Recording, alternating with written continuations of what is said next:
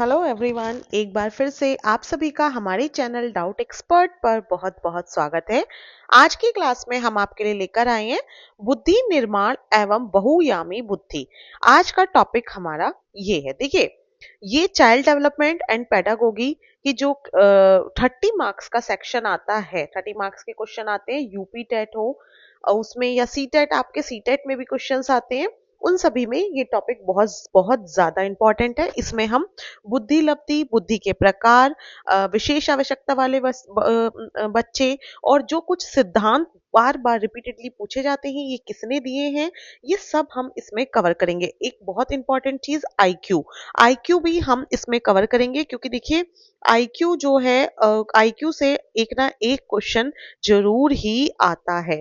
आपने जितने भी पुराने यूपी टेट के या सी टेट के पेपर्स लगाए होंगे तो आपने देखा होगा। जिन्होंने नहीं अभी तक देखे वो जाके चेक कर लें। एक इंपॉर्टेंट बात मैं आपको क्लास स्टार्ट होने से पहले एक और बात बता देती हूँ। सी टेट का नोटिफिकेशन आ चुका है ना। उसके फॉर्म्स ऑनलाइन फिल होने स्टार्ट हो गए हैं।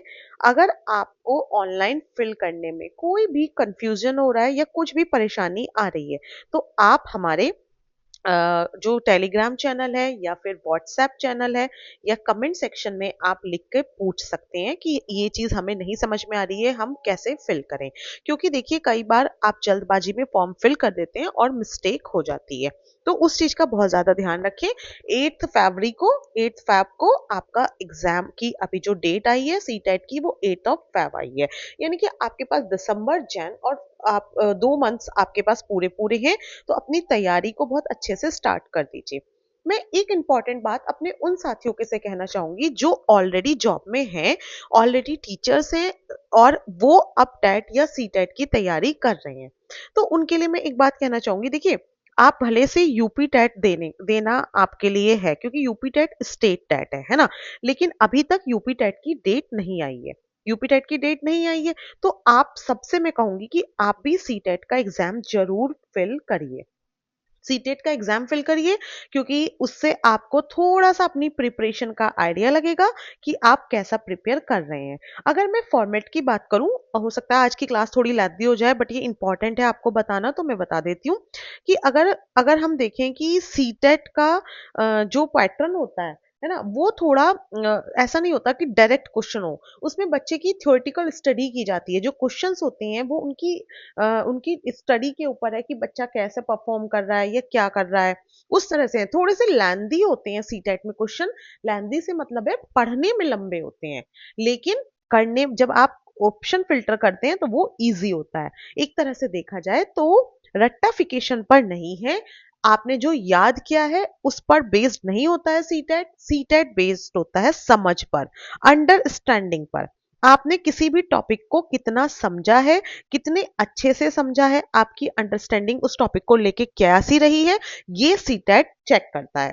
जबकि यूपी टेट जो है, यूपी टेट में आपके दोनों ही तरह के क्वेश्चंस आते हैं, कुछ समझने से और कुछ डायरेक्ट क्वेश्चन आते हैं, फैक्चुअल क्वेश्चन जिन्हें हम बोलते हैं, जिनका आंसर फैक्ट पे डिपेंड करता है कि ये फैक्ट आपको पता है तो ठीक है। जैसे कि अगर आपसे पूछ लिया समानता का अधिकार, आपको अगर वो आर्टिकल अनुच्छेद पता है तभी आप उसको मार्क कर सकते हैं, है ना। अगर आपको नहीं पता है, मतलब कि वो एक फैक्ट है, अगर आपको नहीं पता तो आप उस पे ऑप्शन नहीं, मतलब गैस नहीं कर सकते हैं, है ना।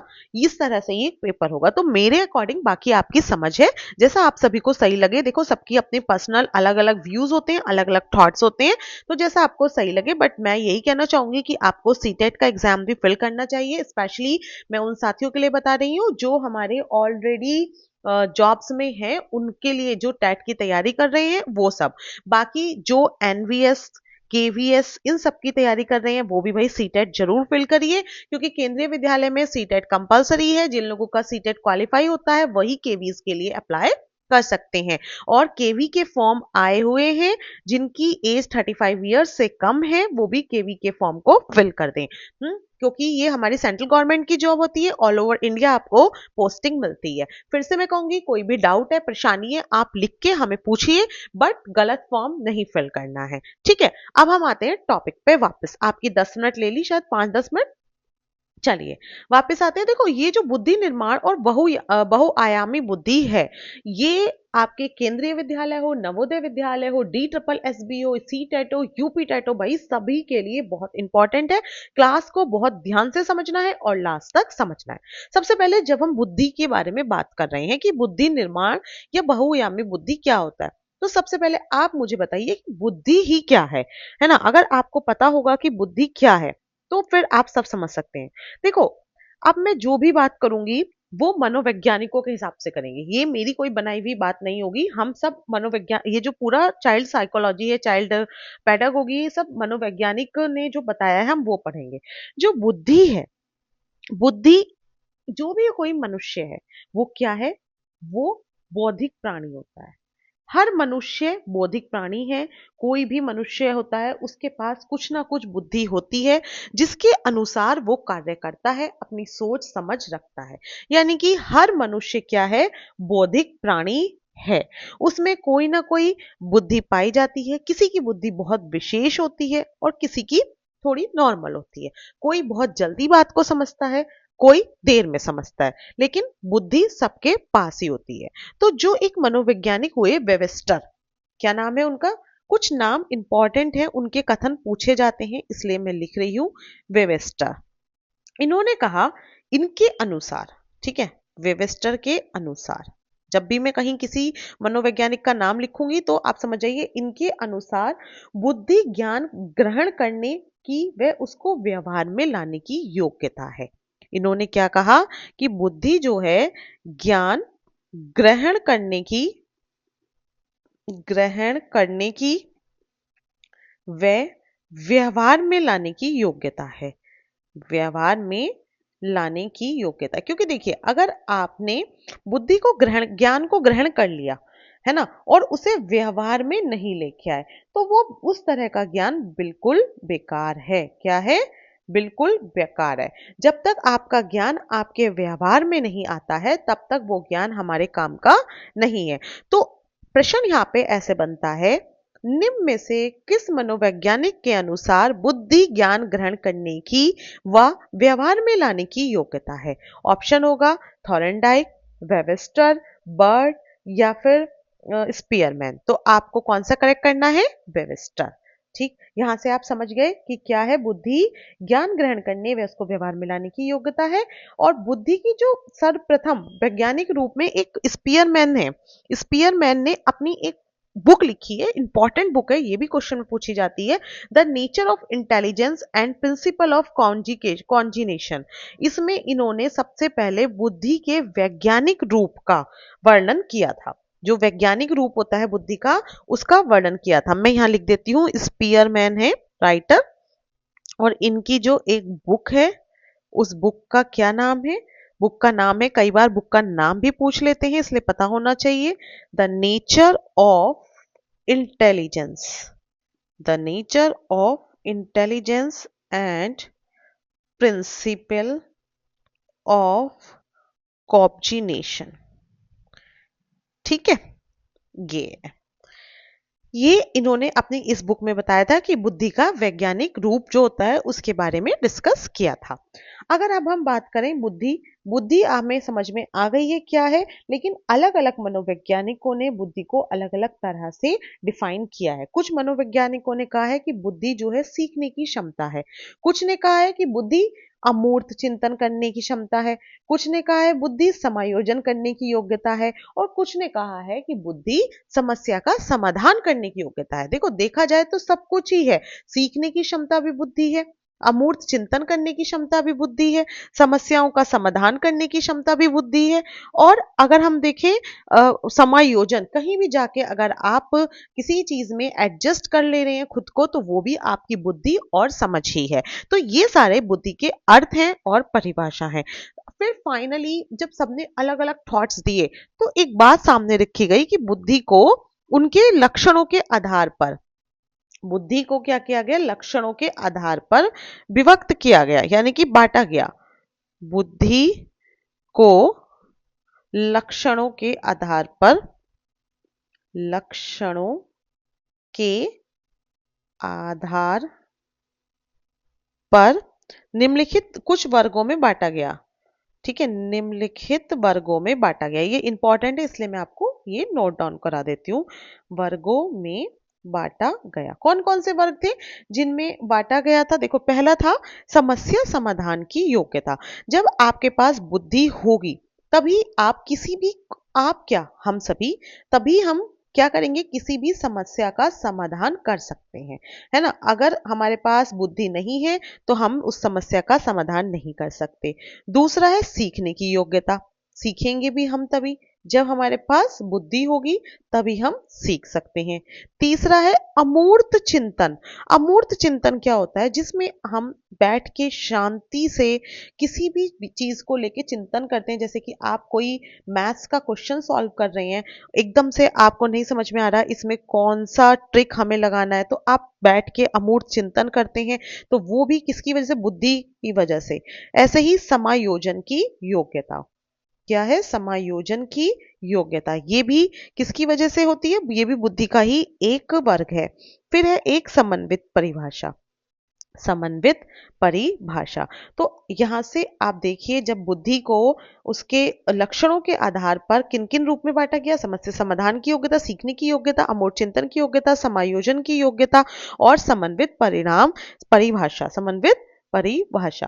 देखो, इनको अलग अलग मनोवैज्ञानिकों ने अलग अलग तरह से डिफाइन किया। जैसे कि एक थे रेक्स नाइट, बहुत बार ज्यादा पूछा नहीं गया बट मैं फिर भी बता देती हूँ। इन्होंने कहा था कि बुद्धि वह योग्यता है जो लक्ष्य की पूर्ति तथा समस्या समाधान में निमित्त हमारे मन में विचारों को जागृत करती है। इसके बाद बर्ट का इंपॉर्टेंट कथन है, वो मैं लिख देती हूँ। एक मनोवैज्ञानिक रहे बर्ट, उन्होंने एक बहुत इंपॉर्टेंट बात कही। बुद्धि में अच्छी तरह निर्णय करने, समझने और तर्क करने की योग्यता है। कई बार ये कथन आ जाता है बुद्धि में, पहले मैं लिख देती हूँ, अच्छी तरह अच्छी तरह निर्णय करने, समझने समझने व तर्क करने की योग्यता है। पूछा जाता है निम्न में से यह कथन किसका है? तो आपको ध्यान रखना है, जिसमें निर्णय करने, समझने और तर्क करने की योग्यता की बात किसने कही थी? बर्ट ने। किसने कही थी? बर्ट ने कही थी। ये इंपॉर्टेंट हो जाता है। क्लियर है? ऐसे ही एक स्पीयरमैन ने कहा था कि बुद्धि जो है समावर्तिक चिंतन है। ये स्पीयरमैन का थॉट था। अब देखो, ये हमने देख लिया बुद्धि के अलग अलग कैसे उसको बांटा गया है, क्या है ना। अब हम देखेंगे विद्यालय में जब हम किसी भी बुद्धि का जो है प्रशिक्षण किया जाता है, कि बुद्धि का प्रशिक्षण मतलब किसी भी चीज का टेस्ट, कि कितनी किसकी बुद्धि है ना। अब इन हमारे लिए ये इंपॉर्टेंट नहीं है कितनी किसकी बुद्धि है, हमारे लिए इंपॉर्टेंट है विद्यालय में बुद्धि प्रशिक्षण के लाभ। जो हमारा सारा चाइल्ड जो डेवलपमेंट एंड पेडागोगी है वो किससे संबंधित है? विद्यालय या फिर बच्चे से संबंधित। तो जो बुद्धि का प्रशिक्षण किया जाता है उसके विद्यालयों में क्या लाभ होते हैं, आपको इस पे ध्यान देना है। विद्यालय में बुद्धि प्रशिक्षणों के लाभ, सबसे पहला होता है चुनाव हेतु। अगर हमें बच्चे का चुनाव करना है, बच्चे को चेक करना है, देखना है, तो हम क्या हेल्प लेंगे? बुद्धि प्रशिक्षण का हेल्प लेंगे। चुनाव से हम क्या कर सकते हैं? अलग अलग विषय, कारणों, छात्रवृत्तियों या फिर किसी भी सहगामी क्रियाओं के लिए हम बच्चों का चुनाव करते हैं। ये टॉपिक, ये जो वाला जो है, ये सीटेट और यूपीटेट दोनों के लिए विद्यालय में बुद्धि प्रशिक्षण के लाभ बहुत ज्यादा इंपॉर्टेंट है। दूसरा हम करते हैं बालकों के वर्गीकरण के लिए। जैसे मान लीजिए बच्चों को हमें अलग अलग कैटेगरीज में डिवाइड करना है।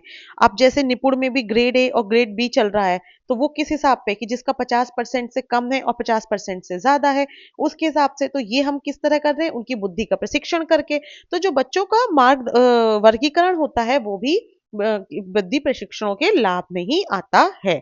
तीसरा है मार्गदर्शन हेतु। मान लीजिए कोई बच्चा थोड़ी कम स्लो पढ़ रहा है, कम बुद्धि का है, तो हम क्या करेंगे? हमने जब प्रशिक्षण कर लिया और हमें पता चल गया कि ये बच्चा हमारा स्लो लर्नर है, तो हम उसका और अच्छा मार्गदर्शन करेंगे, उसको और अच्छा गाइड करेंगे, जिससे कि वो बच्चा अपनी चीज को अच्छे से समझ सके और अपनी स्पीड को बढ़ा सके। ठीक है। तो ये तीनों हमारे क्या हैं, बुद्धि प्रशिक्षण के लाभ हैं। ये आपको पता होना चाहिए, ऑप्शंस में कई बार आता है निम्न में से कौन से बुद्धि प्रशिक्षणों के लाभ हैं, आएगा चुनाव हेतु, बालकों के वर्गीकरण हेतु, मार्गदर्शन हेतु, फोर्थ वन होगा उपयुक्त सभी। तो आपको ध्यान लगाना है, ऐसे केसेस में तीनों ही आ रहे हैं तो आपको ऑप्शन डी उपयुक्त सभी मार्क करना है। ठीक है, आगे आगे अब ये जो टॉपिक आपका नेक्स्ट आता है बहुत ज्यादा इंपॉर्टेंट है, रिपीटेडली यहां से क्वेश्चन पूछे गए हैं। जिन साथियों ने अभी तक सीडीपी की हमारी और क्लासेस नहीं अटेंड की हैं वो जल्दी से जाके देख लें, लिंक मैं आपको कमेंट सेक्शन में प्रोवाइड करा दूंगी। हिंदी का ईवीएस प्रीवियस ईयर्स क्वेश्चन सारी क्लासेस अपलोड हो चुकी हैं। आप अपनी प्रिपरेशन को भाई गैप मत दीजिए, आप बने रहिए, तो देखते रहिए टाइम टू टाइम, लिंक आपको कमेंट सेक्शन में मिल जाएगा, वहां से देख लेना। तो बुद्धि के जो सिद्धांत हैं, बुद्धि के सिद्धांत से क्या अभिप्राय है, बुद्धि की प्रकृति संरचना के क्रमबद्ध स्पष्टीकरण। जो बुद्धि का सिद्धांत का मतलब क्या है, जो बुद्धि की प्रकृति, बुद्धि की प्रकृति संरचना संरचना के क्रमबद्ध क्रमबद्ध से है। ठीक है, इसका जो अभिप्राय है कि इनकी संरचना का कैसे क्रमबद्ध है। ठीक है, अगर हम देखें इसके काफी सारे सिद्धांत हैं, मेरे ख्याल से 9 सिद्धांत हैं और 9 के 9 बहुत बहुत बहुत ज्यादा इंपॉर्टेंट है। हम फर्स्ट से स्टार्ट करते हैं, मैं पहले टॉपिक पे ऊपर ही मार्क कर देती हूँ, वेरी वेरी इंपॉर्टेंट। पहला है एक कारक। कौन सा सिद्धांत है, एक कारक। एक कारक को कहते हैं यूनिफैक्टर। क्या कहते हैं इसको, यूनिफैक्टर। एक कारक सिद्धांत, यूनिफैक्टर। ये किसने दिया था, ये है बिनेट, ये भी पूछा जाता है, बिने, टर्मन टर्मन और स्टर्न, ये भी क्वेश्चन पूछा जाता है। सेकंड आता है द्विकारक। द्विकारक का मतलब क्या होता है, दो, दो कारक जिसके दो हैं, यानी कि टू फैक्टर। इंग्लिश और हिंदी दोनों में लिख रही हूं मैं, अगर आपको कोई डाउट हो तो। दो फैक्टर, टू फैक्टर सिद्धांत यानी कि द्विकारक सिद्धांत, ये था, ये सबसे ज्यादा पूछा जाता है। बुद्धि का द्विकारक सिद्धांत किसके द्वारा दिया गया था, तो ये किसके द्वारा दिया गया था, स्पीयरमैन। लिख लीजिए, जिनको नोट्स चाहिए वो हमारे टेलीग्राम और व्हाट्सएप चैनल को ज्वाइन कर ले, वहां आपको सब मिल जाएगा। और जिन्हें नोट डाउन करना है वो नोट डाउन कर लें, ये द्विकारक दिया था स्पीयरमैन ने। थर्ड आता है बहुकारक। ये भी बहुत बार पूछा गया है। जिन जिन साथियों ने हमारी प्रीवियस ईयर्स की वीडियोस देखी है, प्रीवियस ईयर्स के क्वेश्चन लगाए हैं जो 2017 से आए हैं, उन्होंने देखा होगा ये क्वेश्चन पूछा गया था, बहुकारक सिद्धांत किसने दिया है। तो जो बहुकारक सिद्धांत है यानी कि मल्टी फैक्टर, ये दिया है थॉर्नडाइक ने। किसने दिया है, थॉर्नडाइक ने। ये भी बहुत इंपॉर्टेंट है। फिर फोर्थ आता है समूह कारक। समूह कारक, समूह कारक को क्या बोलते हैं, group factor. Group factor, group factor सिद्धांत। अब मैं यहाँ पे आगे सिद्धांत नहीं लिखूंगी, आप समझ जाना, सिद्धांत सबके आगे लगा है। ये किसने दिया है, ये भी पूछा गया थर्स्टन ने। थर्स्टन, बहु समूह कारक किसका है, थर्स्टन का है। ठीक है, फिफ्थ वन आता है पदानुक्रमिक। ये भी पूछा गया है, पदानुक्रमिक। कई बार इन सबके नाम आते हैं, उसमें से कि इनमें से कौन कौन से सिद्धांत हैं। हायरिकल,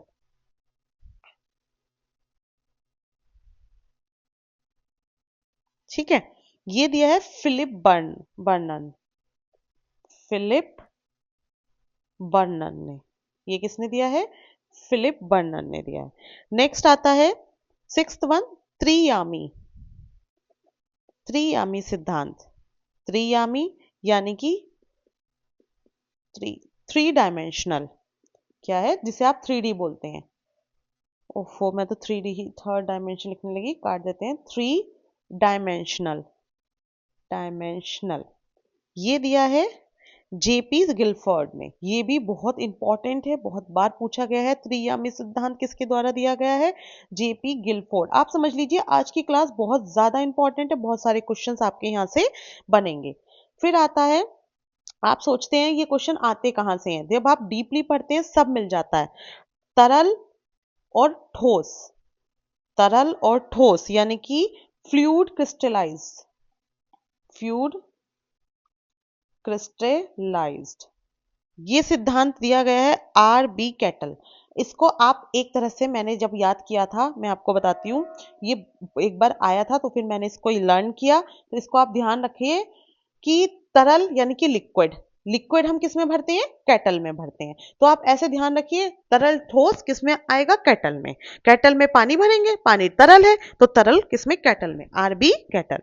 ठीक है, नेक्स्ट आता है एट्थ वन, ये भी बहुत इंपॉर्टेंट है, बहुबुद्धि। बहुबुद्धि, बहुबुद्धि भी बहुत ज्यादा इंपॉर्टेंट है। मल्टीपल, मल्टीपल सिद्धांत ये है हॉवर्ड गार्डनर का, हार्वर्ड गार्डनर।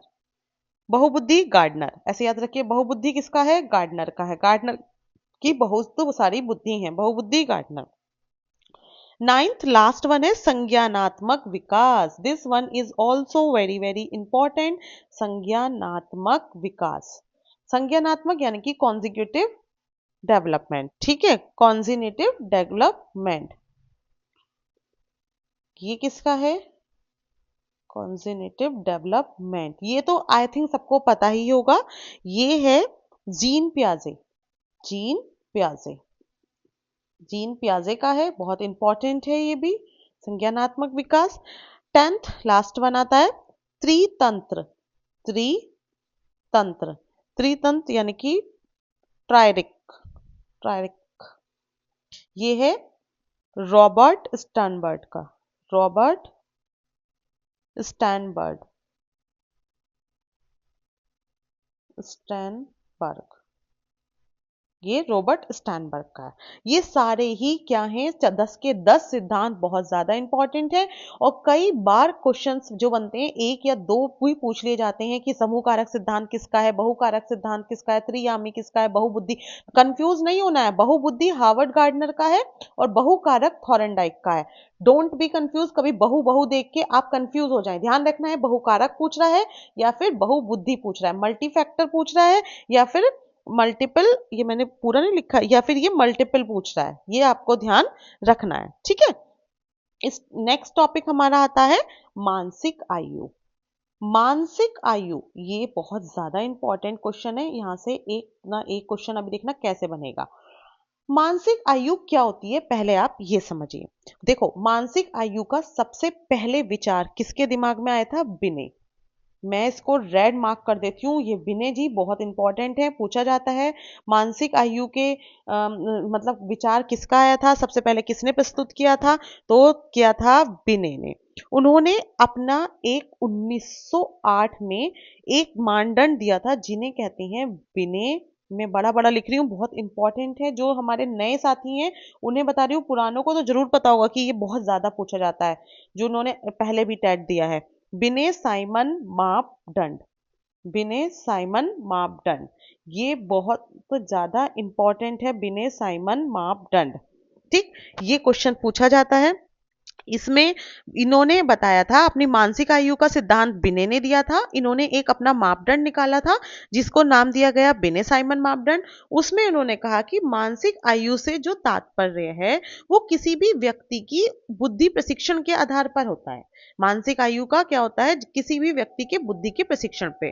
जैसे मान लीजिए कोई बालक अगर 5 वर्ष के बालक, जैसे मान लीजिए जो पांच कोई भी बालक है, वो 5 वर्ष के बालक की औसत के लिए जो निर्धारित प्रश्न है, अगर वो उसको सॉल्व कर लेता है, तो उस बच्चे की जो मानसिक आयु होगी वो 5 वर्ष मानी जाएगी।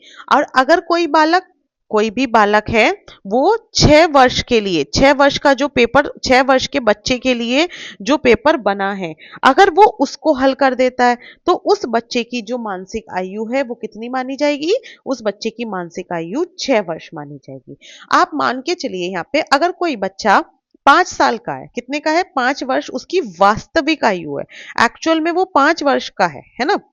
लेकिन जब वो क्लास में गया तो उसने वहां पे 6 वर्ष के क्वेश्चन, 6 वर्ष के बच्चे के लिए जो प्रश्न पत्र बनाया गया था, उसने उसको भी हल कर दिया। उसको भी हल कर दिया। तो उस बच्चे की जो मानसिक आयु हो गई वो कितनी हो गई? उसकी मानसिक आयु हो गई 6 वर्ष। वास्तविक आयु उसकी 5 वर्ष थी, लेकिन मानसिक आयु उसकी 6 वर्ष हो गई। यानी कि वो बच्चा अपनी उम्र के बच्चों से आगे है। वहीं अगर कोई बच्चा 7 वर्ष का है और वो प्रश्न हल कर रहा है 6 वर्ष के, तो उसकी मानसिक आयु 6 वर्ष हो गई और वास्तविक आयु 7 वर्ष हो गई। इसका मतलब वो बच्चा अपनी अपनी अपनी वास्तविक आयु से 1 साल पीछे होगा। समझ में आ रही है मेरी बात? कंफ्यूज तो नहीं हो रहे? हाँ, कंफ्यूज बिल्कुल भी नहीं होना। गेट्स और अन्य ने कहा कि मानसिक आयु हमें किसी व्यक्ति के बुद्धि प्रशिक्षण के समय बुद्धि प्रशिक्षण द्वारा ज्ञात की जाने वाली सामान्य मानसिक योग्यता के बारे में बताती है। कि मानसिक आयु क्या है? कि जब हम किसी का भी बुद्धि प्रशिक्षण करेंगे, उस समय जो उनकी आयु ज्ञात होगी बुद्धि को प्रशिक्षण करके, यानी कि अगर वो 6 वर्ष का प्रश्न पत्र हल कर ले रहा है तो 6 वर्ष होगी, 7 वर्ष का तो 7 वर्ष। यानी कि जब हम किसी का बुद्धि प्रशिक्षण करेंगे तो उस समय जो ज्ञात होती है आयु, उसे हम बोलते हैं मानसिक आयु। क्या बोलते हैं? मानसिक आयु। ये किसने कहा था? गेट्स और अन्य ने कहा था।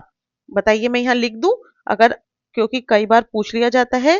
गेट्स व अन्य, इन्होंने ये थॉट दिया था, ये आपको ध्यान रखना है।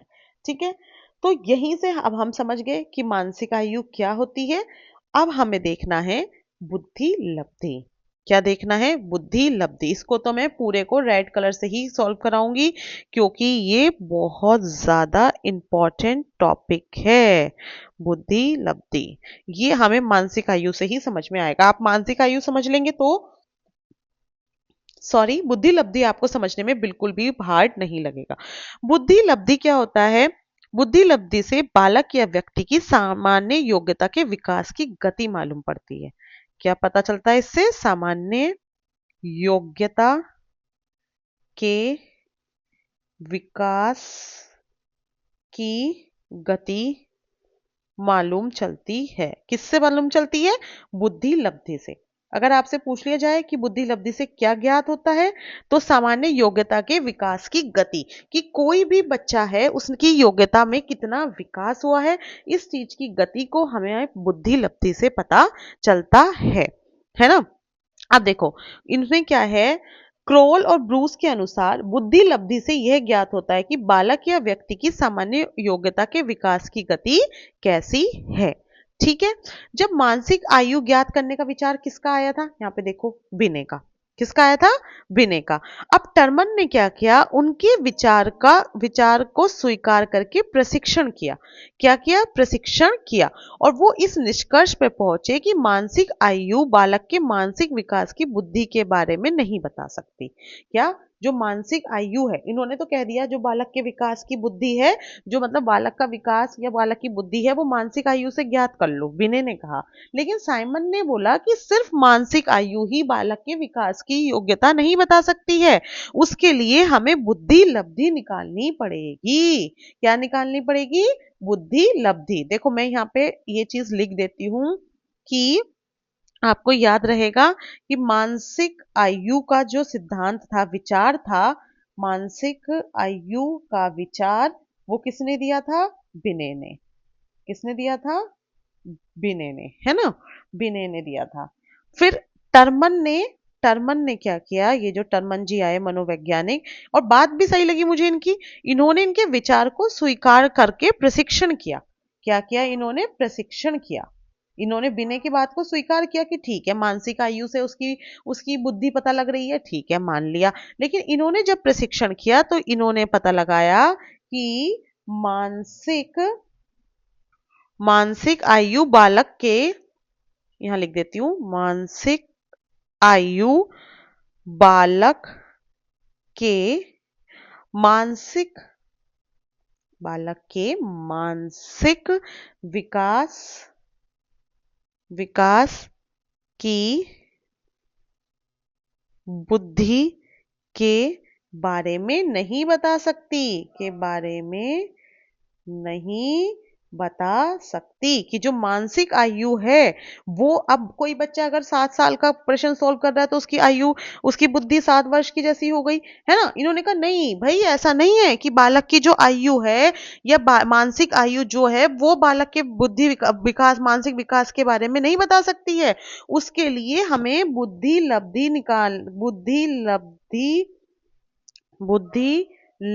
निकालना पड़ेगा, निकालना चाहिए। ठीक है, इन्होंने ये बोला। उन्होंने तो सीधे ये कह दिया विनय ने कि जो उसकी मानसिक आयु है वही उसकी बुद्धि है, कि बुद्धि जो है, मानसिक आयु जो है बुद्धि को बता दे रही है, बुद्धि के विकास को बता दे रही है। लेकिन इन्होंने कहा नहीं, हो सकता है कि बच्चे की मानसिक आयु अलग हो, उसकी बुद्धि अलग हो। तो इन्होंने वही बोला। तो इन्होंने क्या सिद्धांत दिया? बुद्धि लब्धि का सिद्धांत दिया। अब बुद्धि लब्धि का एक फॉर्मूला दिया इन्होंने। किन्होंने दिया? टर्मन ने, है ना। हाँ, यहाँ पे देखो हाईलाइट कर देते, टर्मन ने स्टडी करी, टर्मन ने प्रशिक्षण किया, टर्मन ने ही ये चीज का फॉर्मूला दिया। अब बुद्धि लब्धि को हम क्या कहते हैं? आईक्यू भी कहते हैं। ठीक है ना। कई जगह आईक्यू भी लिखा होगा, कई जगह बुद्धि लब्धि भी लिखा होगा। आईक्यू की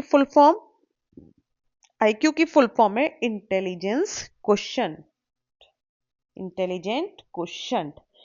अब बात तो देखो, आप इन जनरल भी देखो तो बात टर्मन की मुझे सही लगी। किसी की भी मानसिक आयु उसकी बुद्धि का विकास नहीं बता सकती है। सिर्फ मानसिक आयु के बलबूते पे आप उसकी बुद्धि का विकास कैसे कह सकते हैं? हाँ, अब जो इंटेलिजेंस क्वेश्चन आया है, बुद्धि लब्धि आया है, अब इन्होंने इसका फॉर्मूला दिया।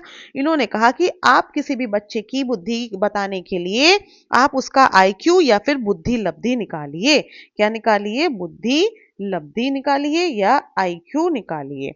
जैसे बुद्धि लब्धि का इन्होंने फॉर्मूला दिया, मानसिक आयु अपॉन वास्तविक आयु, मानसिक आयु अपॉन वास्तविक आयु इंटू 100। ये बहुत ज्यादा इंपॉर्टेंट क्वेश्चन फॉर्मूला है, आप इसको याद रखेंगे। इन्होंने ये फॉर्मूला दे दिया।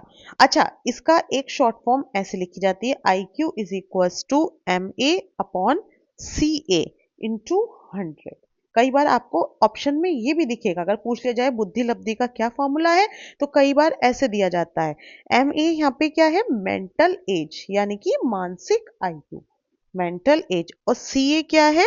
क्रोनोलॉजिकल एज, क्रोनोलॉजिकल एज, यानी कि वास्तविक आयु। क्या है? वास्तविक आयु।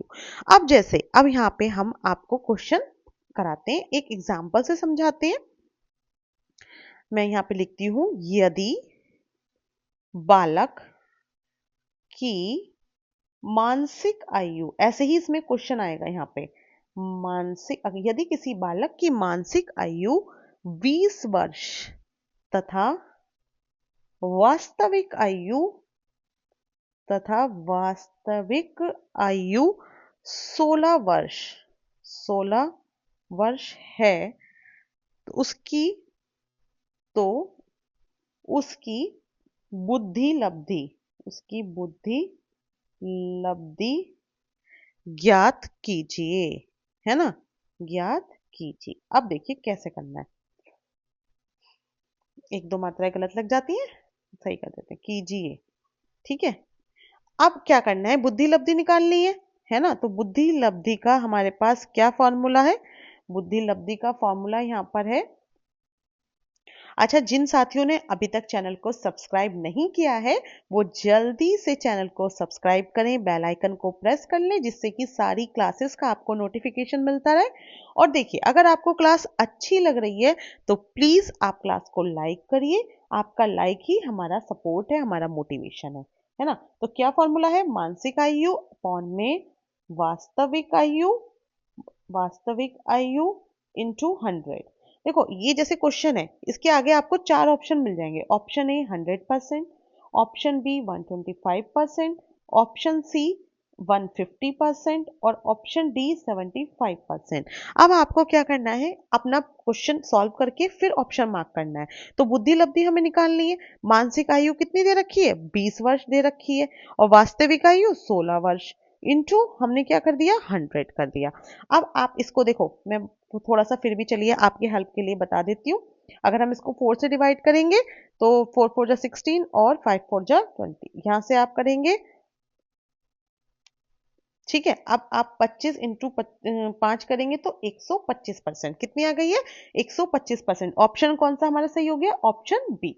इस तरह से क्वेश्चन आते हैं। अब मैं एक क्वेश्चन आपको होमवर्क के लिए दे रही हूं, जो आप मुझे कमेंट सेक्शन में लिखकर बताएंगे। ठीक है, यदि किसी बालक की, यहां अपने आप लिख लेंगे, किसी, मैं जल्दी से लिख देती हूं, बालक की मानसिक आयु, मानसिक आयु उसकी है 18 वर्ष है, और वास्तविक वास्तविक आयु 20 वर्ष है, 20 वर्ष है, तो बुद्धि लब्धि कितनी होगी?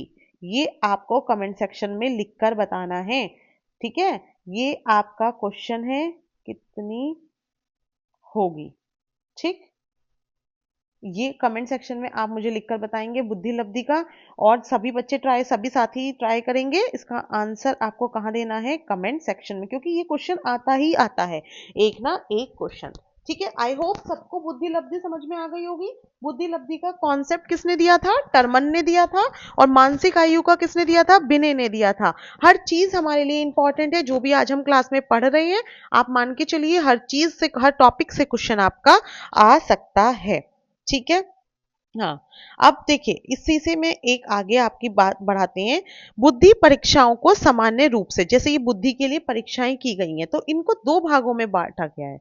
जो हमारी बुद्धि परीक्षाएं हैं, बुद्धि परीक्षाओं को सामान्य रूप से दो पार्ट्स में डिवाइड किया गया। पहला है व्यक्तिगत बुद्धि, व्यक्ति व्यक्तिक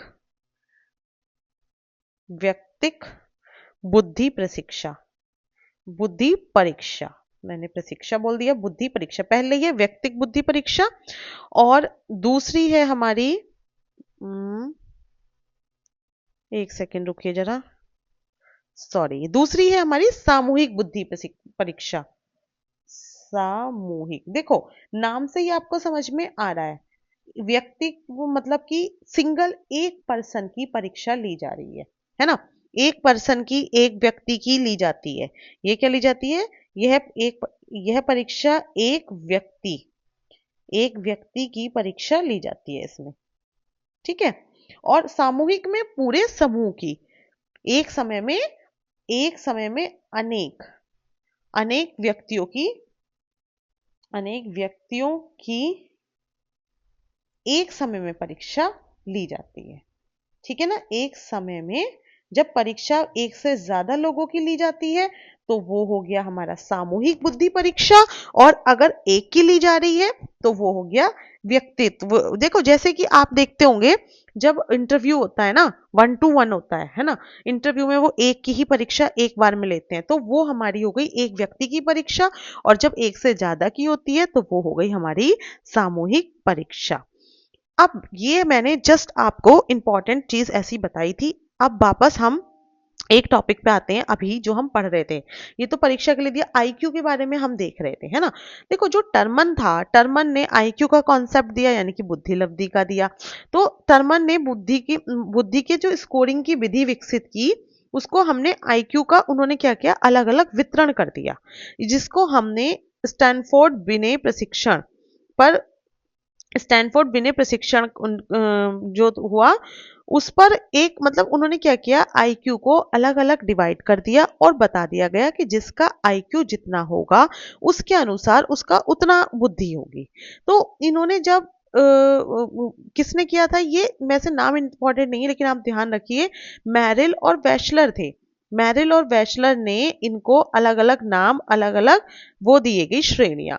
ठीक है, एक बार आप दोनों का देख लीजिए कि कैसे इन्होंने कहा था।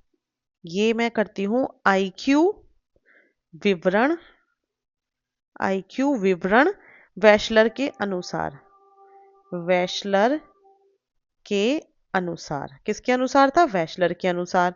पूछ लिया जाता है ना कभी कभी। और ये आया आईक्यू विवरण मैरिल के अनुसार, मैरिल के अनुसार।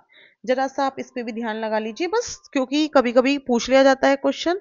तो देखिए, अगर आईक्यू 130 या उससे अधिक है ना, 130 है या उससे अधिक है। तो आप मान के चलिए उस केस में उसको इन्होंने कहा, बैचलर ने कहा अति श्रेष्ठ बुद्धि, अति श्रेष्ठ, अति श्रेष्ठ या फिर प्रतिभाशाली बुद्धि, प्रतिभाशाली बुद्धि, अति श्रेष्ठ या फिर प्रतिभाशाली बुद्धि। ये किसने कहा? बैचलर ने। अगर 130 से ज्यादा आईक्यू है।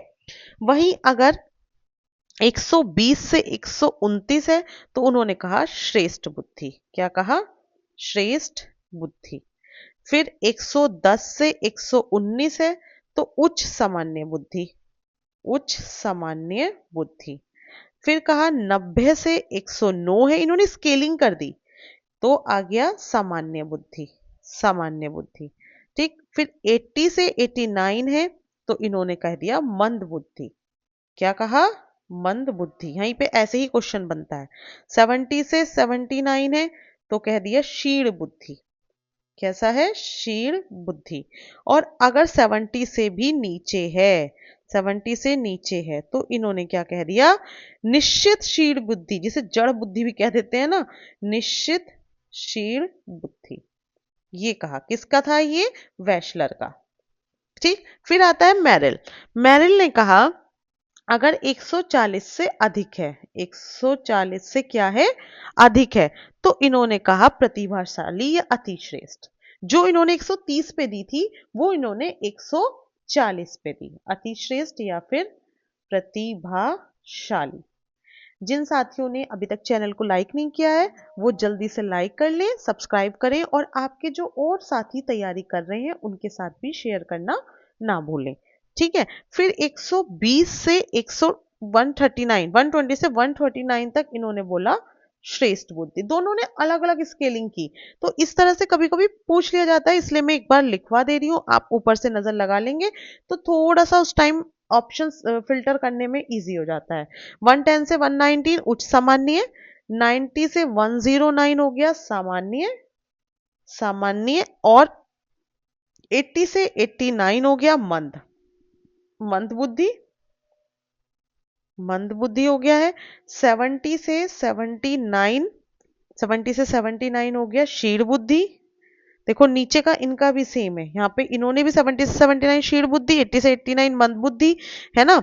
बस ये शुरू के दो अलग हैं, उसके बाद सब सेम है। फिर आता है 70 से नीचे, इन्होंने भी क्या कहा? निश्चित क्षीण बुद्धि, निश्चित क्षीण बुद्धि। तो क्वेश्चन इसमें ऐसा बनता है कि मंद बुद्धि बालक का आईक्यू कितना होगा? तो कितना होगा? 80 से 89। या फिर क्षीण बुद्धि बालक का आईक्यू कितना होगा? तो होगा 70 से 79 के बीच में। जैसा आपको ऑप्शन दिया होगा आप उसके अकॉर्डिंग अपना क्वेश्चन मार्क करेंगे। आज की क्लास को हम यहीं पे रोकते हैं। नेक्स्ट क्लास में हम बुद्धि के प्रकार, बुद्धि का शाब्दिक अशाब्दिक प्रशिक्षण, मॉडल, सिद्धांत, ये सब लेके आएंगे। इसलिए नेक्स्ट क्लास में भी इसके जरूर बने रहिए और तब सबसे पहले ये क्लास को रिवीजन करिए। जो अभी तक और क्लासेस आपने अटेंड नहीं किए वो जल्दी से अटेंड किए। चैनल को लाइक करिए, सब्सक्राइब करिए और शेयर करिए। Thank you.